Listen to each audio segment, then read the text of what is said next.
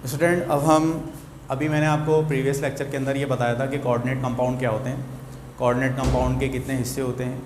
और अब इस क्लास में हम ये सीखेंगे कि हम जो भी इनऑर्गेनिक का और कोऑर्डिनेट कंपाउंड्स हैं इनकी नेमिंग क्या है। तो अब हम पढ़ने जा रहे हैं rules for writing IUPAC name. सबसे पहले देखें, याद रखें, कोई भी आपको कॉम्प्लेक्स कंपाउंड आपको नज़र आ रहा है, फॉर एग्जांपल ये आपको कंपाउंड लिखा हुआ नज़र आ रहा है, तो हमेशा याद रखें कि जब भी आपके पास कोई भी कंपाउंड हो तो यार इसका सिंपल सा रूल ये है कि सबसे पहला वाला हिस्सा, अब इसके देखें मैंने आपको बताया था इसके दो हिस्से हैं, पहला हिस्सा फर्स्ट पार्ट और सेकंड पार्ट। कोई भी आपके पास लिगेंड होगा, कोई भी आपका कोऑर्डिनेट कंपाउंड होगा, उसके हमेशा दो हिस्से होंगे। तो सबसे पहले याद रखें जो पहला वाला हिस्सा होता है वो हमेशा आपके पास पॉजिटिव होता है और दूसरा वाला हिस्सा वो हमेशा क्या होता है, नेगेटिव होता है। इसी तरह से जैसे मिसाल के तौर पर एक कंपाउंड है NaCl, ये कोऑर्डिनेट कंपाउंड नहीं है, लेकिन अगर आप इस ओवरऑल मॉलिक्यूल को देखेंगे तो इस ओवरऑल मॉलिक्यूल के ऊपर चार्ज आपका 0 है, लेकिन जो इसके अंदर दो हिस्से हैं, एक आपके पास मेटल है, एक आपके पास नॉन मेटल है। पहले वाले पे पॉजिटिव चार्ज होगा, दूसरे वाले पे आपका क्या होगा, नेगेटिव चार्ज होगा। तो हमेशा याद रखें जब भी आप कोऑर्डिनेट कंपाउंड्स का नेम लिखेंगे तो उसमें याद रखें हमेशा कंपाउंड के दो हिस्से होंगे। एक सबसे पहला पार्ट वो आपका पॉजिटिव पार्ट होगा और जो सेकंड पार्ट है वो हमेशा आपके पास क्या होगा, नेगेटिव पार्ट होगा। अब सबसे पहले देखिए, तो जो पॉजिटिव पार्ट होता है उसको हम कहते हैं कैटाइन और जो नेगेटिव पार्ट होता है उसको हम क्या कहते हैं, एनाइन। तो सबसे पहला रूल याद रखें, जब भी आप किसी ऑर्गेनिक कंपाउंड का कोऑर्डिनेट कंपाउंड का नाम लिखेंगे तो सबसे पहले जो आपने लिखना है वो क्या लिखना है, वो सबसे पहले आपने पॉजिटिव पार्ट को लिखना है। जैसे आप ये देखें, ये कंपाउंड आपको लिखा हुआ नजर आ रहा है। अब इस कंपाउंड में देखें इसके भी दो हिस्से हैं, ये आपका एक तो स्फीयर वाला हिस्सा और दूसरा स्फीयर के बाहर वाला हिस्सा। अब देखें स्फीयर वाला हिस्सा अलग है और एक स्फीयर के बाहर वाला हिस्सा है। जो बाहर वाला हिस्सा है तो याद रखें इसका चार्ज क्या होगा, हमेशा पॉजिटिव, और इस पे चार्ज क्या होगा आपका, नेगेटिव। अब जब आप नाम लिखने के लिए जाएंगे तो जैसे ही आप नाम लिखेंगे तो देखें इसके अंदर पहला हिस्सा पॉजिटिव है तो आप यहाँ पे लिखेंगे पोटेशियम, ठीक है। अब देखिए बाकी का जो नेम लिखा हुआ है इसके जैसे जैसे रूल्स आते जाएंगे वैसे वैसे आप बाकी का नाम भी लिखते रहेंगे। इसी तरह से अब सेकंड में देखें, इसके भी आपको देखें दो हिस्से नज़र आ रहे हैं और इसके यहाँ देखें इसका भी ये हिस्सा है। तो अब देखें पहले पार्ट में आपको नज़र आ रहा है सोडियम। अब देखें सोडियम क्योंकि पहला हिस्सा है जो आपके पास पॉजिटिव है और दूसरा आपका नेगेटिव है, तो इधर आपको नज़र आएगा कि हमने क्या लिखा है यहाँ पर, सोडियम। तो इसलिए आपको नज़र आ रहा है कि रूल के अंदर cationic species are named before anionic species. जब भी पॉजिटिव वाला हिस्सा उसका नाम पहले आएगा और नेगेटिव वाले हिस्से का बाद में आएगा। और ये चीज़ हमेशा ध्यान में रखें, जब भी कोई कंपाउंड आपको दिया गया है उस कंपाउंड के अंदर जो दो हिस्से हैं, दो हिस्से में जो पहले है वो पॉजिटिव है, जो बाद में है वो आपका नेगेटिव है। अब इसके बाद सेकंड है, अब यहां पर देखिए, यहां आपको नजर आ रहा है अब इसमें देखें आप सेकंड रूल इसका ये है, ligands whose name end in IDE usually have this suffix change to O।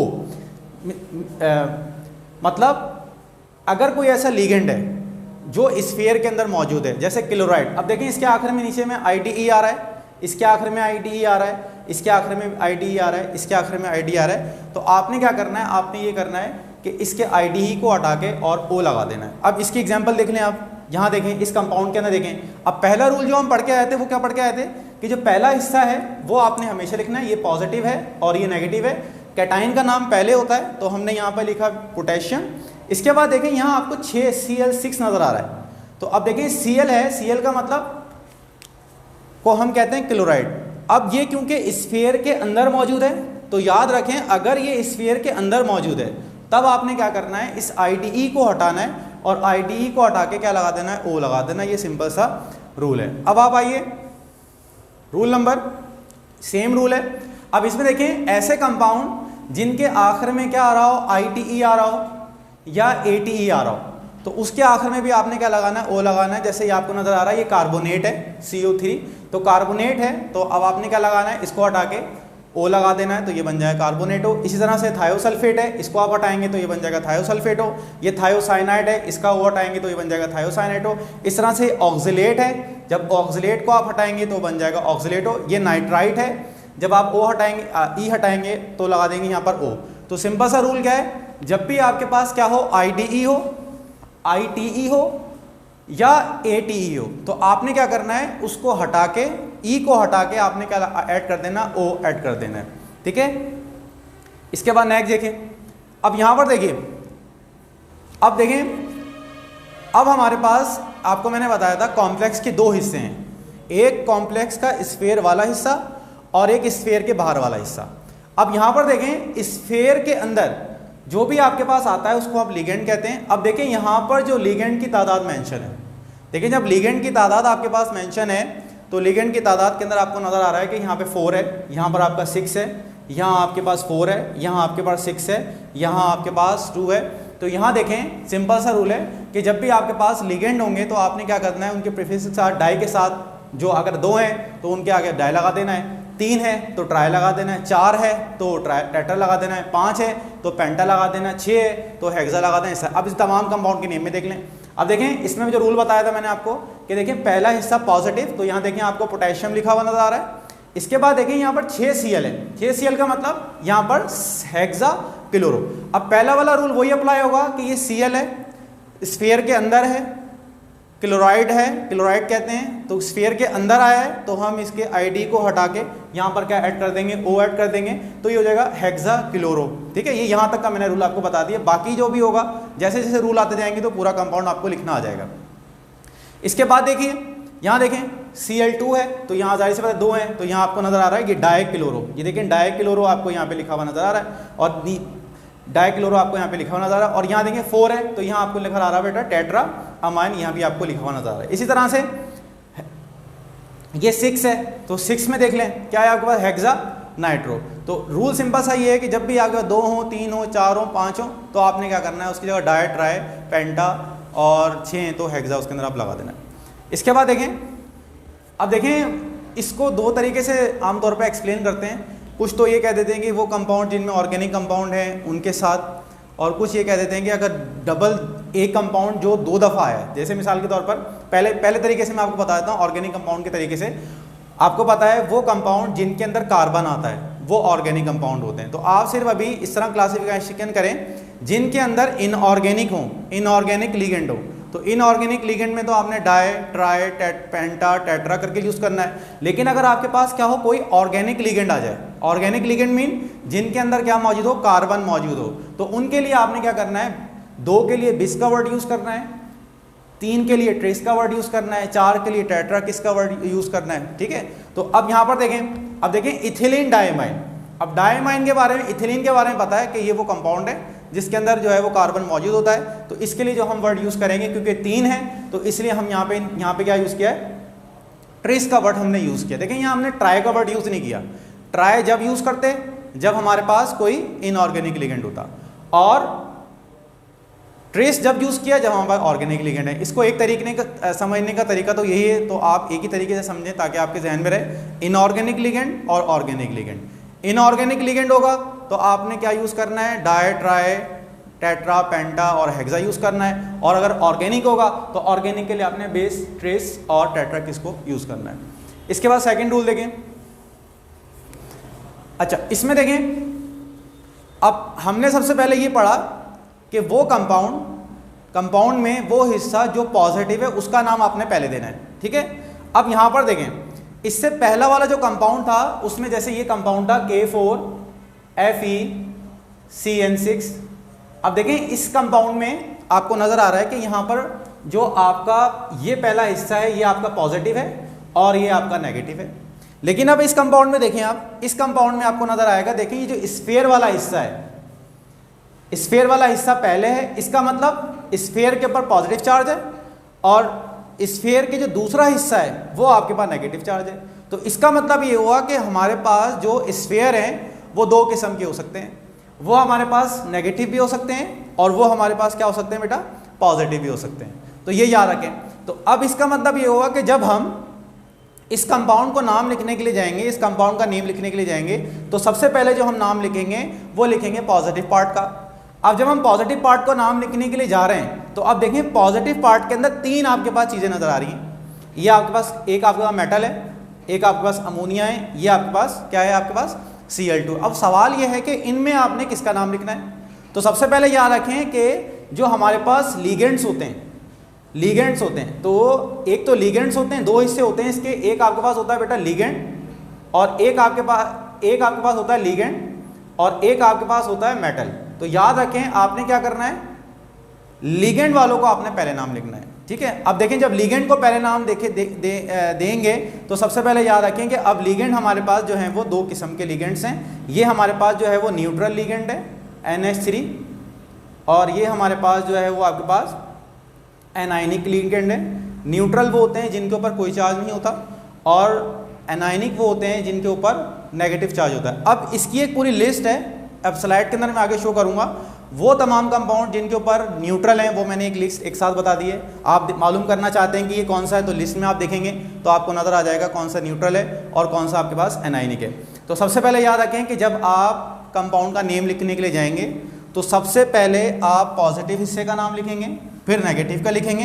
अब पॉजिटिव हिस्से में देखें तीन चीज़ें आ चुकी हैं, एक आपके पास मेटल है, एक बाकी हिस्से लीगेंड के।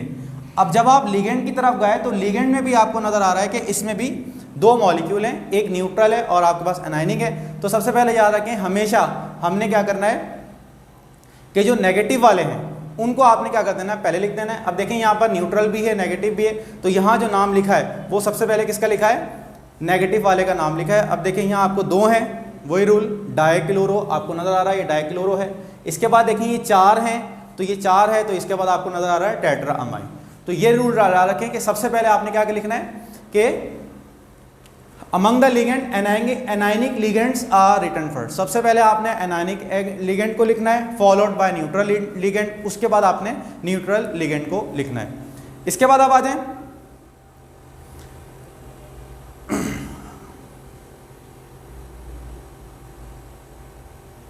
अच्छा, अब सबसे पहले देखें, अब ये नेक्स्ट रूल आ जाए। अब देखें मैंने आपको ये बताया था कि हमारे पास जो है वो कोऑर्डिनेशन स्फीयर दो किस्म के हैं, एक आपके पास पॉजिटिव है और एक आपके पास नेगेटिव है। ये रूल अभी मैंने आपको पढ़ाया है कि हमारे पास जो भी स्फीयर हैं वो दो किस्म के हैं। पहला किस्म का जो स्फीयर है वो आपके पास जो है वो पॉजिटिव स्फीयर है और दूसरा आपके पास जो है वो नेगेटिव स्फीयर है। अब हमेशा याद रखें अगर हमारे पास स्फीयर न्यूट्रल हो या पॉजिटिव हो तो आपने क्या करना है, इसके अंदर जो मेटल का नाम है, मेटल का नाम यहाँ पे कोबाल्ट है, तो यहाँ देखें सिंपल सा हमने क्या लिख देना है, कोबाल्ट लिख देना है। यहाँ आपको नजर आ रहा है यहाँ पे क्या लिख देना है, कोबाल्ट लिख देना है। यहाँ देखें इसमें देखें ये आपके पास पॉजिटिव है और ये देखें आपके पास नेगेटिव है। अब इस देखें नेगेटिव में देखें, अब देखें ये आपके पास आ गया नेगेटिव। अब देखें जब नेगेटिव आया है तो हमने एज इट इज कोबाल्टिन लिखा है, इसको हमने लिखा है कोबाल्टेट, ठीक है। इसको इस चीज़ को ज़रा गौर से देख लें। अब देखें ये आपके पास है पॉजिटिव, ये पहले ही मेंशन है। तो अब देखिए जब हमने इसका नाम लिखा है मेटल का, तो मेटल के नाम लिखने में हमने सिंपल सा क्या लिखा है, सिल्वर लिखा है। तो सिंपल सा याद रखें, पहला रूल याद रखें इसका, जब भी आपके पास स्फीयर अगर आपका पॉजिटिव है या आपके पास न्यूट्रल है तो आपका जो भी मेटल है उस मेटल का नाम एज इट इज लिख देना है। अगर कोबाल्ट है तो कोबाल्ट लिख देना है, सिल्वर है सिल्वर लिख देना है, आयरन है आयरन लिख देना है, जो भी नाम है एज इट इज आपने नाम लिख देना है। लेकिन बेटा अगर ऐसा हो कि अगर आपके पास क्या हो, एनायनिक लिगेंड आ जाए, sorry anionic complex anionic sphere आ जाए, तो याद रखें जब भी एनायनिक स्फीयर आएगा तो एनायनिक स्फीयर में आपने क्या करना है कि अगर एल्युमिनियम है तो आपने उसको At का ऐड कर देना है, क्रोमियम है तो आखिर में आपने क्या ऐड कर देना है, At ऐड कर देना है। इसी तरह से मैग्नीज है तो मैग्नेट कर देना है, निकिल है निकलेट कर देना है, कोबाल्ट है कोबाल्टेट कर देना है। तो ये रूल आपको मैंने बता दिया। अब देखें इसको दोबारा मैं एक दफ़ा बता देता हूँ, हमारे पास कोऑर्डिनेशन स्फीयर दो किस्म के हैं, पॉजिटिव और नेगेटिव। अगर हमारे पास पॉजिटिव हो या न्यूट्रल हो तो जो भी एलिमेंट का मेटल का नेम है वो एज इट इज आएगा। यानी अगर हमारे पास पॉजिटिव होता या न्यूट्रल होता तो अगर एल्युमिनियम है तो एल्युमिनियम लिखोगे, क्रोमियम है तो क्रोमियम लिखोगे, मैग्नीज है तो मैग्नीज लिखोगे, निकिल है तो निकिल लिखोगे, कोबाल्ट है तो कोबाल्ट लिखोगे। लेकिन अगर आपके पास नेगेटिव आ गया तो नेगेटिव में आपने क्या कर देना है, 8 को ऐड कर देना है। इसकी एग्जांपल मैं आपको दिखा रहा हूँ, ये नेगेटिव देखिए, यहाँ नेगेटिव चार्ज आपको नजर आ रहा है, यहाँ पर देखिए निकिल है तो हम इसको निकिल नहीं लिखेंगे, निकिलेट लिखेंगे। अब देखिए यहाँ पे कोबाल्ट, ठीक है, अब कोबाल्ट ही लिखेंगे हम, यहाँ पे क्या लिखेंगे, इसको कोबाल्टेट लिखेंगे। इसके बाद देखिए अब ये देखें आपके पास जैसे आयरन है, अब देखें नेगेटिव है। अब नेगेटिव में देखें अगर हमारे पास पॉजिटिव होता तो डायरेक्ट हम इसको आयरन ही लिख देते, ठीक है। कॉपर होता कॉपर लिख देते, लेड होता लेड लिख देते, सिल्वर होता सिल्वर लिख देते, गोल्ड होता गोल्ड लिख देते, टिन होता टिन लिख देते। लेकिन अगर आपके पास क्या क्या नेगेटिव आ गया तो आपने क्या लिखना है, इसको फेरेट लिखना है, इसको आपने क्यूप्रेट लिखना है, इसको प्लम्बेट लिखना है, इसको अर्जेंटेट लिखना है, इसको ऑरेट लिखना है और इसको स्टेंटेट लिखना है। अब इसमें याद रखें कि ये वो खास नेम्स हैं नेगेटिव के लिए जो आपने यूज़ करने हैं। अब दोनों लिस्ट में आप देख लें, दोनों पहली वाली लिस्ट को देखें, अगर पॉजिटिव है या न्यूट्रल है तो आपने इसको लिख देना है। लेकिन अगर क्या हो, चार्ज आ जाए, आपके पास नेगेटिव आ जाए, तो आपने क्या कर देना है, 8 को ऐड कर देना है। इसी तरह से इसमें देख लें कि अगर आपके पास पॉजिटिव या न्यूट्रल है तो आपने एज इट इज लिख देना है। लेकिन अगर आपके पास क्या हो, नेगेटिव हो, तो फिर आपने क्या लिख देना है, फेरेट लिख देना है, ठीक है। अच्छा, इसके बाद नेक्स्ट हम देख लें, आखिरी चीज़ देख लें, ये इसको मैं अब आपको बताता हूँ। अब हम काफ़ी रूल पढ़ चुके हैं, अब जब रूल हम नॉमेनक्लेचर्स को लिखेंगे तब ये आहिस्ता आहिस्ता करके आपके जहन में बैठना शुरू होंगे। और आखिरी चीज़ देखें, जो भी हमारे पास सेंट्रल एटम होता है उसकी कोई ना कोई ऑक्सीडेशन स्टेट होती है, तो वो ऑक्सीडेशन स्टेट आपने क्या करनी होती है, उस ऑक्सीडेशन स्टेट को रोमन नंबर में आपने आखिर में ले जाकर ले। जैसे कोबाल्ट है, इसकी जो भी ऑक्सीडेशन स्टेट है यहाँ पर पॉजिटिव 3 है, वहाँ देखें कोबाल्ट है, यहाँ पर पॉजिटिव 3 है। इस तरह कॉपर है, यहाँ पर देखें कॉपर की 2 है, तो ये ऑक्सीडेशन स्टेट नज़र आ गई है। ये रूल है, ऑक्सीडेशन स्टेट को रोमन नंबर में आखिर में लिख देना। अब देखिए, शुरू में मैंने आपको बताया था लिगेंड की टाइप्स मैंने बताई थी। तो सबसे पहले देखें, लिगेंड आपके पास 3 किस्म के होते हैं। एक आपके पास नेगेटिव लिगेंड, जैसे Br है, तो अब देखें इसके आपने क्या लिखना है, ब्रोमो लिखना है। फ्लोराइड है, जब आप नेम लिखोगे तो इसको फ्लोरो लिखेंगे। ऑक्सो है, O2 है तो ऑक्सो लिखेंगे। हाइड्रोक्सो है, इसको साइनो है। नाइट्राइटो है, थायोसाइनेटो है, नाइट्रेटो है। ये लिस्ट है, इसको आप कॉपी कर लीजिएगा वीडियो को पॉज करके। तो फिर आपको जो है, ये जब भी आपको ये लिगेंड आएंगे तो आपको पता लग जाएगा कि नेगेटिव लिगेंड कौन से हैं और न्यूट्रल कौन से हैं। और देखें, इनके चार्ज भी हमेशा याद रखें। इनके चार्ज इस पर -1 है, -1 है, -2 है, -1 है, -1 है, -1 है, इस पर भी -1 है, इस पर भी -1 है। अब इसके बाद देखें, ये भी एनायनिक लिगेंड है, ऑक्सलेट। इसके बाद देखें, ये आपके पास कार्बोनेटो है। इसके बाद देखें, ये सल्फेटो है। और इसके बाद देखें, ये हमारे पास थायोसल्फेटो है, ठीक है। ये मैंने आपको बता दिया। अब इसमें देखें, इसकी ऑक्सीडेशन स्टेट याद रखिएगा, इसकी -2 है, इसकी -2 है, इसकी -2 है और इसकी भी क्या है, -2 है।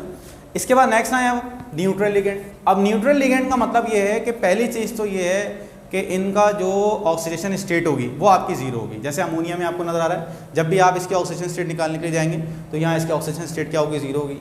वाटर है, ऑक्सीडेशन स्टेट 0 होगी। और इनके नेम ही बता दिए हैं। जब आप न्यूट्रल लिगेंड को नाम लिखने के लिए जाएंगे तो अमोनिया नहीं लिखेंगे, इसको हम अमाइन लिखेंगे। वाटर है तो इसको क्या लिखेंगे आप, एक्वा लिखेंगे। NO है, इसको आप नाइट्रोसिल लिखेंगे। CO है, इसको कार्बोनल लिखेंगे। और ये सारे के सारे लिगेंड मैंने आपको अरेंज करके दे दिए हैं। तो जब भी कंपाउंड आए तो सबसे पहले जब आपको लिगेंड को मालूम करना हो कौन सा लिगेंड कौन सा है, तो सबसे पहले आप इस चार्ट की तरफ आएंगे। इस चार्ट को देखने के बाद आप लिगेंड का पता लगा लेंगे। और सबसे इंपॉर्टेंट चीज़, इसकी ऑक्सीडेशन स्टेट भी आपको पता होना चाहिए, तो मैंने इनको मेंशन कर दिए। तो न्यूट्रल लिगेंड पे कोई नहीं होता, तो आपने हमेशा इसका क्या लेना है, 0 लेना है। अब सर पॉज करते हैं।